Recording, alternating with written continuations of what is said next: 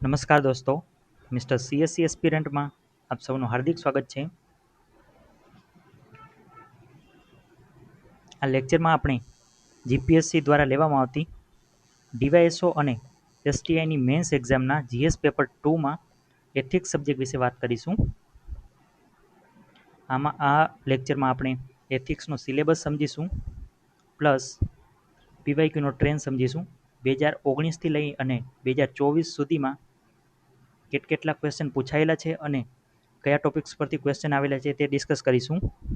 આ સિવાય આવનારા સમયમાં તમને આ ચેનલ પર 2019થી લઈ અને 2025 સુધીના જેટલા પણ પીવાયક્યુઝ છે તેના model answer plus answer writing practice કે model answer plus answer writing કઈ રીતે કરી શકાય તે શીખવાડવામાં આવશે. તો આ એથિક્સ લેક્ચર સિરીઝને મિસ ના કરતા, પ્લસ આ ચેનલને સબસ્ક્રાઈબ કરી દેજો જેથી કરીને આવનારા સમયમાં આ સિરીઝ તમારા સુધી પહોંચી શકે. તો ચાલો શરૂઆત કરીએ.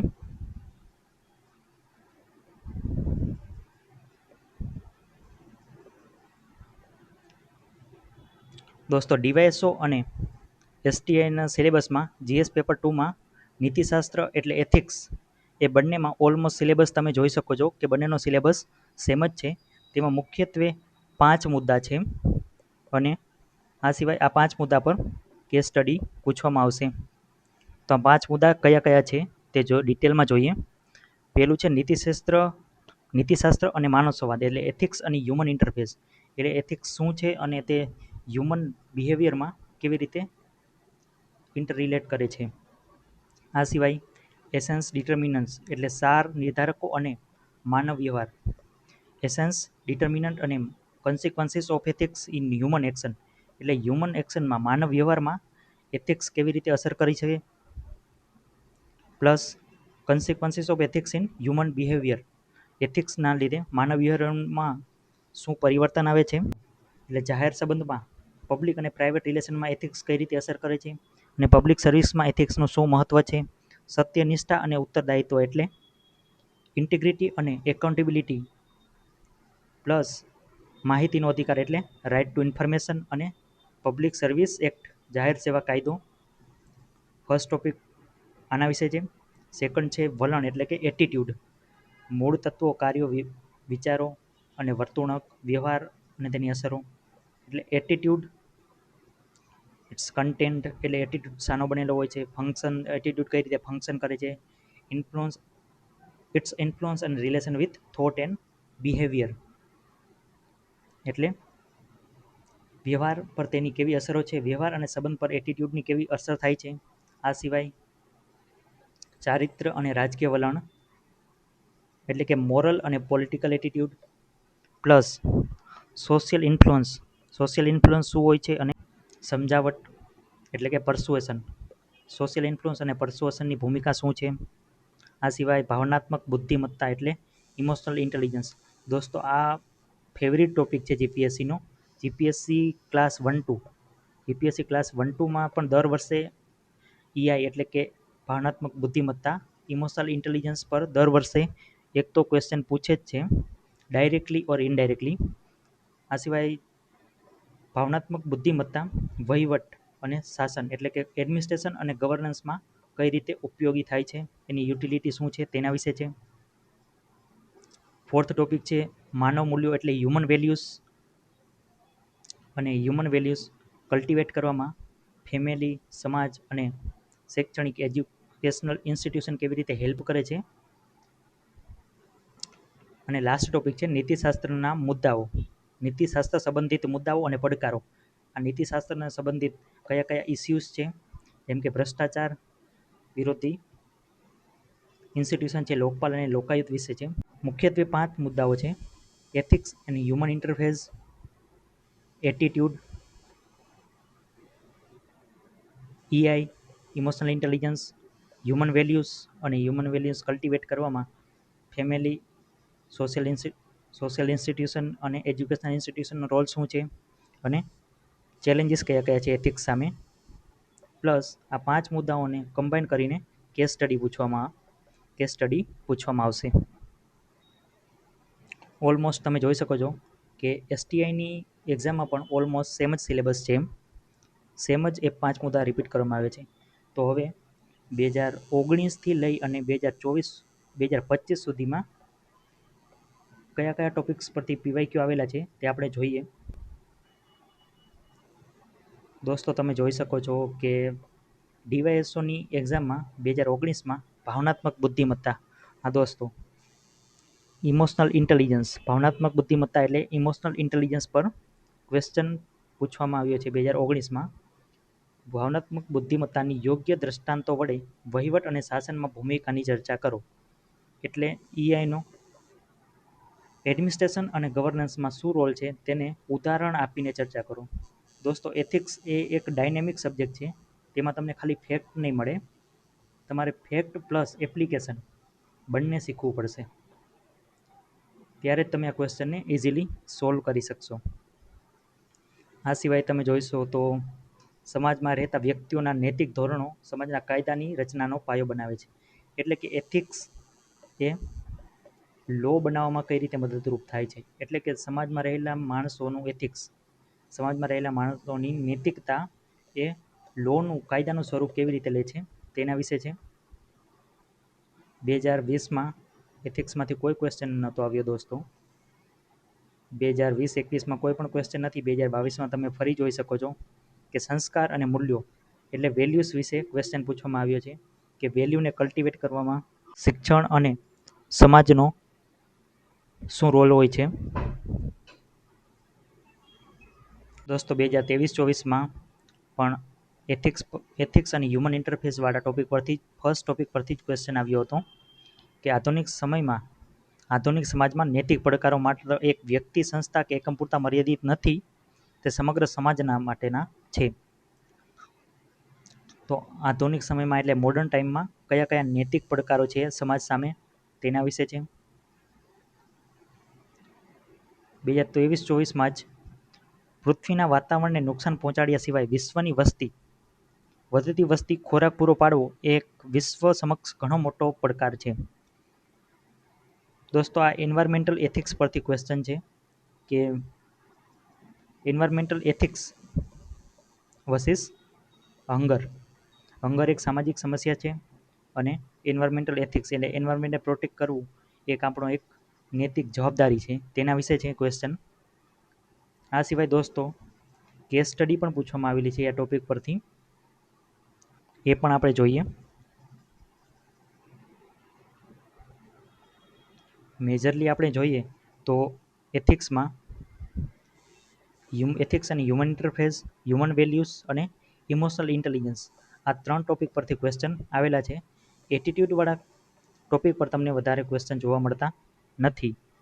આ એટીટ્યૂડવાળો ટોપિક છે એ તમારે રીડ કરવું એટલે મહત્ત્વનો છે કે કેસ સ્ટડી સોલ્વ કરતી વખતે તમને જે પણ કેરેક્ટર આપેલું હોય તો તેનો એટીટ્યૂડ સમજવામાં તમને હેલ્પ થાય અને તમને કેસ સ્ટડી સોલ્વ કરવામાં મદદ મળે.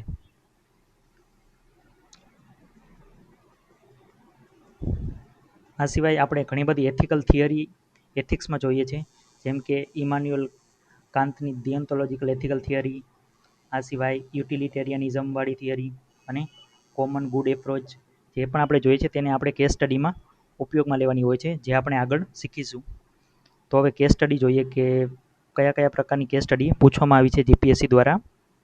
તો 2023-24 ડીવાયએસઓનો પીવાયક્યુ છે દોસ્તો. આ ડીવાયએસઓની એક્ઝામમાં આ કેસ સ્ટડી પૂછવામાં આવી હતી કે તમે એક કંપની એના મેનેજર છો. તમે આ વિડીયોને પોઝ કરી અને કેસ સ્ટડી વાંચી શકો છો. તો દોસ્તો આપણે જોઈએ હવે કે કંપની એમાં તમે મેનેજર છો અને તમારે કંપની બીના મેનેજર જોડે એક ડીલ સાઇન કરવાની છે. આ ડીલ તમારી કંપની માટે અત્યંત સ્પર્ધાત્મક છે, એટલે ડીલ સાઇન કરવી ખૂબ જ જરૂરી છે તમારી કંપની માટે. હવે તમે જ્યારે કંપની બીના મેનેજરને મળવા જાઓ છો ત્યારે જમતી વખતે તમે એ સોદા માટે ચર્ચા કરો છો અને રાત્રિ ભોજન પછી મેન્યુફેક્ચરિંગ કંપની બીના મેનેજર તેમની કારમાં તમને જવાની ઓફર કરે છે અને તમે તેમની કારમાં તમારી હોટલ પર જવા નીકળો છો. રસ્તામાં મોટરસાઇકલને ટક્કર મારે છે. કંપની બીના મેનેજર એ ગાડી ઝડપથી ચલાવતા હોય છે, જેથી તે મોટરસાઇકલને ટક્કર મારે છે. આના લીધે મોટરસાઇકલ સવારને ગંભીર ઈજા થાય છે. હવે ગાડીમાં તમે આઈ વિટનેસ તમે એક જ છો આ સિચ્યુએશનમાં. જ્યારે કાયદા અમલીકરણ અધિકારી તમારી પાસે આવે છે મુદ્દાની તપાસ કરવા, અને કેમ કે તમે એક જ સાક્ષી છો આ સિચ્યુએશનમાં, તો અને તમે કાયદાનું જ્ઞાન પણ છે, તમે જે અકસ્માતને લગતા કડક કાયદા છે તેમનું તમને જ્ઞાન પણ છે. હવે જ્યારે કાયદા અમલીકરણ અધિકારી તમારી પાસે પૂછપરછ કરવા માટે આવે છે ત્યારે તમે તેમને શું આન્સર આપશો એ સિચ્યુએશન તમને આપવામાં આવી છે કે તમારા પ્રમાણિક મંતવ્યથી મેનેજરની સામે જો તમે તમારો પ્રમાણિક મત આપશો પૂછપરછ દરમિયાન, તો મેનેજર સામે સખત કાર્યવાહી થશે. પરિણામે તમારી કંપનીનો જે સોદો છે તે જોખમાઈ જશે. તો આ સિચ્યુએશનમાં તમે શું ડિસિઝન લેશો? આ સિચ્યુએશનમાં તમારી સામે કયા કયા એથિકલ ડિલેમા છે? દોસ્તો, આ કેસ સ્ટડી મેનલી એથિકલ ડિલેમા પર છે કે તમારી સામે કયા કયા એથિકલ ડિલેમાસ છે કે તમે મેનલી આ કેસ સ્ટડી છે પ્રોફિટ વર્સિસ જસ્ટિસ અને હ્યુમન વેલ્યુઝ પણ કહી શકાય. એટલે કે તમે પ્રોફિટને ચૂઝ કરશો કે તમારી કંપની તમે ચૂપ રહી અને તમારી કંપનીને ફાયદો કરવા માટે ડીલ સાઇન કરશો, અને જે માણસ જે મોટરસાઇકલ સવાર છે જેની જોડે ઇનજસ્ટિસ થયો છે તેના માટે તમે પક્ષ લેશો. તો તમે કઈ કઈ દુવિધાનો સામનો કરી રહ્યા છો અને તમારો પ્રતિભાવ શું છે, તમે કયા કયા સ્ટેપ લઈ શકો છો? નેક્સ્ટ કેસ સ્ટડી જોઈએ દોસ્તો. એસટીઆઈની એક્ઝામમાં 2018-19થી લઈને 2025 સુધી આપણે જોઈએ તો પહેલાં એથિક્સ એ જીએસ પેપર 2માં એથિક્સ સબ્જેક્ટ હતો જ નહીં, તે હમણાં એડ કરવામાં આવ્યો છે. લાસ્ટ એક્ઝામ 2024-25માં તેમાંથી એક કેસ સ્ટડી પણ પૂછવામાં આવી હતી. તમે જોઈ શકો છો કે 2018-19માં કરંટ અફેર, આઈઆર, ઇકોનોમી અને સ્કીમ રિલેટેડ ક્વેશ્ચન પૂછવામાં આવતા. એથિક્સ સબ્જેક્ટ એ સમયે સિલેબસમાં ન હતો, તેથી આથી 2018-19, 2021, 19-20 અને 20-21માં કરંટ અફેર, ઇકોનોમી, આઈઆર અને સ્કીમને રિલેટેડ તમને પ્રશ્નો જોવા મળશે. 2024-25માં જ્યારથી એથિક્સ સબ્જેક્ટ એડ થયો ત્યારે 2024-25માં 2 કેસ સ્ટડી પૂછવામાં આવી છે. તે કેસ સ્ટડી થોડી વધારે પ્રેક્ટિકલ છે, તે તમે જોઈશો એટલે તમને આઈડિયા આવી જશે. દોસ્તો, આમાં રિયલ લાઈફ સિચ્યુએશન આપેલી છે કે શ્રીમાન ક એક ઉર્જાવાન, પરિશ્રમી અને બુદ્ધિશાળી અનુસ્નાતક યુવા છે. દોસ્તો તમે આ વિડીયોને પોઝ કરી અને પહેલાં કેસ સ્ટડી વાંચી શકો છો, ત્યારબાદ આપણે ડિસ્કસ કરીએ. તો ચાલો સ્ટાર્ટ કરીએ. શ્રીમાન ક એક ઉર્જાવાન, પરિશ્રમી અને બુદ્ધિશાળી અનુસ્નાતક યુવા છે. તો દોસ્તો, જે આપણે એથિક્સ પેપર 1નો જે ફર્સ્ટ ટોપિક છે, એથિક્સ પેપર 1નો જે ટોપિક છે એટીટ્યૂડવાળો, અહીંયા જે આપણે એટીટ્યૂડ ભણીએ છીએ તો એ આપણને અહીંયા હેલ્પ કરશે કેસ સ્ટડીમાં. કે શ્રીમાન ક એક ઉર્જાવાન, પરિશ્રમી અને બુદ્ધિશાળી, એટલે જે શ્રીમાન ક છે તેનો એટીટ્યૂડ આપણે કેસ સ્ટડી સોલ્વ કરતી વખતે ધ્યાનમાં રાખવાનો છે, અને એ પ્રમાણે આપણા સ્ટેપ હશે. તે એથ્લીટ સ્પર્ધામાં પણ ચેમ્પિયન છે, તે ડિબેટ અને સંગીત જેવી નાટ્ય પ્રવૃત્તિઓમાં પણ રસ ધરાવે છે, અને તે જાહેર સેવા એટલે જીપીએસસી જેવી કોઈ એક્ઝામની સ્પર્ધાત્મક પરીક્ષા ઉત્તમ ગુણથી પાસ કરી અને જાહેર સેવાની મોટી કચેરીમાં જોડાય છે. હવે એક તો આટલા પેરેગ્રાફમાં આપણને એ માણસનું કેરેક્ટર કેવું હશે એ ખબર પડી ગઈ.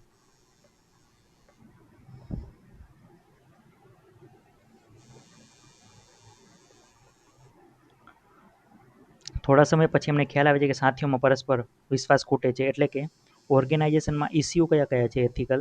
તો આપણે જોઈશું કે ઓર્ગેનાઇઝેશનમાં એક તો ટ્રસ્ટ ડેફિસિટ છે, કેટલાક જાતિ સમુદાય અંગે ભેદભાવ અને પરસ્પર દ્વેષ, એટલે એક કાસ્ટિઝમનો ઇસ્યુ છે, અને કચેરીના વડા તેના અમુક મળતિયાઓ અને કર્મચારીઓના ભ્રષ્ટાચારમાં ઓતપ્રોત છે, એટલે કરપ્શનનો પણ ઇસ્યુ છે. તો દોસ્તો, જ્યારે તમે કેસ સ્ટડી રીડ કરતા હોય ત્યારે તમારે આ 3 મુદ્દાઓ ખાસ ધ્યાનમાં રાખવાના છે કે એક તો જે પણ માણસ છે, જે પણ કેરેક્ટર છે તેનું કેરેક્ટર કેવું છે, ઓર્ગેનાઇઝેશનમાં કયા કયા એથિકલ ઇસ્યુ ઇન્વોલ્વ છે, અને એ પ્રમાણેના સોલ્યુશન આપણે આગળ આપી શકીએ. હવે કચેરીના વડા છે જે કેરેક્ટરને કેવી સિચ્યુએશનમાં મૂકે છે, તો તે એમને ભ્રષ્ટાચારમાં સામેલ કરવા માટે પ્રયાસ કરે છે.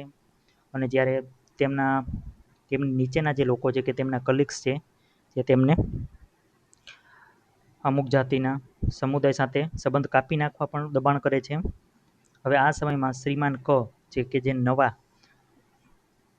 જે અનુસ્નાતક થયા છે તાજેતરમાં, ઉર્જાવાન, પરિશ્રમી અને બુદ્ધિશાળી વ્યક્તિ છે, તે મૂંઝવણ અનુભવે છે. તે રાષ્ટ્રભક્ત પણ છે, પણ તેને આ સિચ્યુએશનમાં કોઈ પણ સ્ટેપ લેવા જઈએ તો એકલા પડી જવાનો ડર પણ છે અને નોકરી ગુમાવવાનો ડર પણ છે.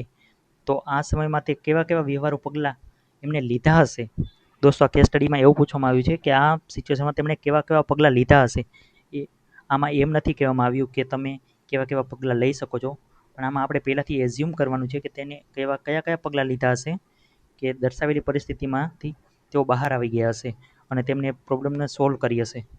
આ સિવાય તમારે 3 સંજોગોમાં લીધેલા પગલાં અને પરિણામોની ચર્ચા કરવાની છે. એટલે આ થોડી વધારે પ્રેક્ટિકલ કેસ સ્ટડી છે.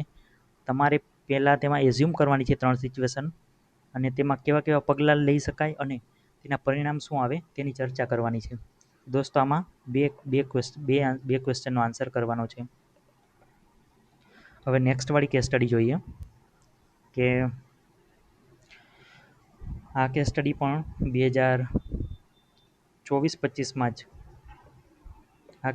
2024-25માં જ પૂછવામાં આવી હતી. પહેલી કેસ સ્ટડીમાં શ્રીમાન ક હતા, જ્યારે આવે છે કુમારી અ. કુમારી અ એક નાનકડા ગામમાંથી ઉછરીને મોટા થયા છે. બાજુના શહેરમાં સારી ઉચ્ચ શિક્ષણમાં ભણીને સ્નાતક થયા છે. તે તેજસ્વી અને મહેનતુ છે. બચપણની સાહસી સ્વભાવ, કસાયેલા શરીરના છે. એનસીસી પણ તેમણે કરેલું છે અને મેદાની રમતોમાં તે એક્સપર્ટ છે, રસ ધરાવે છે, રુચિ ધરાવે છે. અને તે એક સ્પર્ધાત્મક પરીક્ષા પાસ કરી અને એ વિભાગમાં સરકારી અધિકારી તરીકે જોડાય છે. હવે તમે અહીંથી આટલું જોઈ શકો છો કે અહીંયા કોઈ પણ કેરેક્ટર છે, કોઈ પણ વ્યક્તિ છે જેનું કેરેક્ટર ડિસ્ક્રાઇબ કરવામાં આવ્યું છે કે તેમનું કેરેક્ટર કેવું છે અને તે કઈ વસ્તુમાં ઇન્ટરેસ્ટ ધરાવે છે અને તેમનીમાં કેવી ક્વોલિટી છે. નેક્સ્ટ તમે જોશો કે ઓર્ગેનાઇઝેશનમાં ઇસ્યુ શું છે. એક તો ઓર્ગેનાઇઝેશનમાં ફિલ્ડ વર્ક કરવામાં આવે છે, જેમાં વારંવાર આકસ્મિક તપાસણી કરવાની હોય છે. ત્યારે અસામાજિક તત્વો સામે સંઘર્ષ થાય છે. સામાન્ય રીતે પુરુષો જોડાતા હોય છે અને ઓર્ગેનાઇઝેશનમાં મહિલાઓની સંખ્યા ખૂબ ઓછી છે. પુરુષો રૂઢિવાદી વલણ ધરાવે છે કે તેઓ મહિલાઓની જોડે તપાસમાં જવાનું પસંદ નથી કરતા. એટલે કે એમને એવું લાગે છે કે મહિલાઓ સેફ નથી, મહિલાઓ ફિલ્ડ વર્ક દરમિયાન સેફ નથી, તેઓ એવું વલણ ધરાવે છે. અને તેઓ એવું ઈચ્છે છે કે મહિલાઓને ટેબલ વર્ક જ કરવું જોઈએ. પરંતુ ઓર્ગેનાઇઝેશનમાં બધા સેમ માઇન્ડસેટ નથી ધરાવતા. અમુક પુરુષો છે તેમાં અમુક પ્રાકૃતિક અને ઉદાર વલણ પર ધરાવે છે. તો આ સમય દરમિયાન કુમારી અ છે તે સંજોગોને બદલવાનો નિશ્ચય કરે છે અને તે પોતાના મિશનમાં સફળ પણ થાય છે. તો તમારે આ કેસ સ્ટડીમાં એ આન્સર કરવાનો છે કે તેમણે કયા વ્યવહારુ પગલાં લીધા હશે. કુમારી અએ કયા વ્યવહારુ પગલાં લીધા હશે, એની ઘટનાઓ દર્શાવવાની અને કયા પગલાં લીધા હશે અને એનું સંભવિત પરિણામ શું આવ્યું હશે. આ સિવાય તેમણે શું કર્યું હશે તે આ કેસ સ્ટડીમાં આન્સર આપવાનો છે. તો દોસ્તો, આ બહુ પ્રેક્ટિકલ કેસ સ્ટડી છે. આવનારા લેક્ચર્સમાં આપણે દરેક ક્વેશ્ચનના મોડલ આન્સર જોઈશું, પ્લસ આન્સર રાઇટિંગ કેવી રીતે કરી શકાય તે પણ જોઈશું. આ સિવાય આપણે દરેક ટોપિક, જે 5 ટોપિક્સ છે તે દરેક ટોપિક પર એક લેક્ચર્સ બનાવીશું અને તેમાં પૂછાયેલા ક્વેશ્ચન અને જે થિયરી છે તેમને રિયલ લાઈફ એક્ઝામમાં કેવી રીતે એપ્લાય કરીને ક્વેશ્ચન આન્સર કઈ રીતે આપી શકાય તે પણ જોઈશું. જો તમને આ વિડીયો પસંદ આવ્યો હોય તો લાઈક કરવાનું ના ભૂલતા અને કમેન્ટ બોક્સમાં તમારો પ્રતિભાવ જરૂરથી આપજો. પ્લસ આપણે આવનારા સમયમાં 2019થી લઈ અને 2024 સુધીના જેટલા પણ પીવાયક્યુનો આ ટ્રેન્ડ જોયો કે જેટલા પણ ક્વેશ્ચન જોયા તેમના મોડેલ આન્સર ડિસ્કસ કરવાના છીએ અને તમને એની પીડીએફ પણ આપવામાં આવશે. તો આ ચેનલને સબસ્ક્રાઈબ કરવાનું ખાસ ના ભૂલતા, જેથી આ લેક્ચર્સ તમારી પાસે સહેલાઈથી પહોંચી શકે. જય હિન્દ દોસ્તો.